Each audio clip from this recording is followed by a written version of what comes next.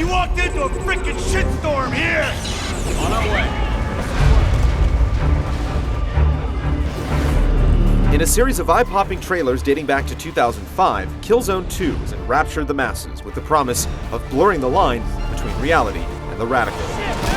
Years have passed with a slow trickle of gameplay videos, closing in on those target renders offered up nearly a half a decade ago. It's just about time to finally enter the Killzone. Part 2 kicks off following the events of the original Killzone and the PSP's Killzone Liberation. You take the role of Sergeant Thomas Sevchenko, Sev to his compatriots, a member of the ISA, Interplanetary Strategic Alliance, taking the fight to Helgen, home of the Helghast insurgency. It's easy to tell friend from foe. The bad guys have beady little red glowing eyes filled with malice.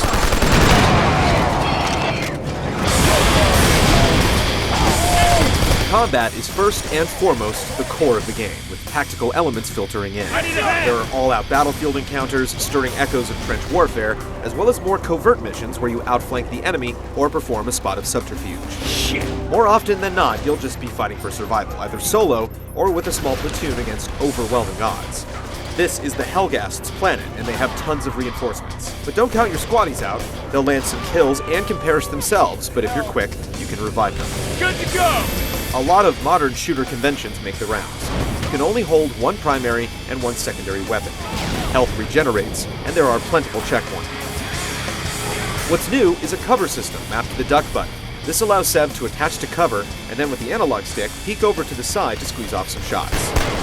Going in guns blazing may make for a great 30-second action movie, but it will get you killed. A few well-placed shots are enough to drop you. A small inventory screen rounds out the controls, allowing you to switch between grenades and knives for close combat. The preview build has a small but substantial armory with a few submachine guns, rifles, and rocket launchers. The sniper rifle incorporates 6-axis control, allowing you to finesse your aim with small tilts, but go too far and your shot will be foiled. 6-axis also shows up once in a while for turning valves and setting bombs, while an occasional barrier can require you to shoot out a control box. It's nothing too cerebral, but minute breaks from the constant onslaught of war are appreciated. The Helghast features shock troops of all sorts, including deadly armored juggernauts that have to be shot in the back to be taken out. Their R&D didn't skimp on niceties, with tons of tanks and mounted guns ready to mow you down. Occasionally, the ISA slips you a tank as well to help level the playing field, but you have to always be on the lookout for a rocket launcher and some extra munitions. Also, keep a keen eye out for special targets to destroy, which will likely tie into trophies or unlockables. Apart from the campaign is an extensive multiplayer mode, allowing you to side up with the ISA or Helghast and trade some lead. Level up, earn medals and ribbons while using ability badges with a class-based system, as you hone your scout, medic, soldier, engineer, saboteur, or soldier. Want to heal and kick ass? Then try mixing and matching the badges to create your ultimate killing machine. With clan support and dynamic multiplayer objectives that can change mid-round, Killzone 2's multiplayer has a lot to offer: 8 maps, 64 player bouts, and 5 main game types. Killzone 2 is finally set to try and live up to all those years of hype.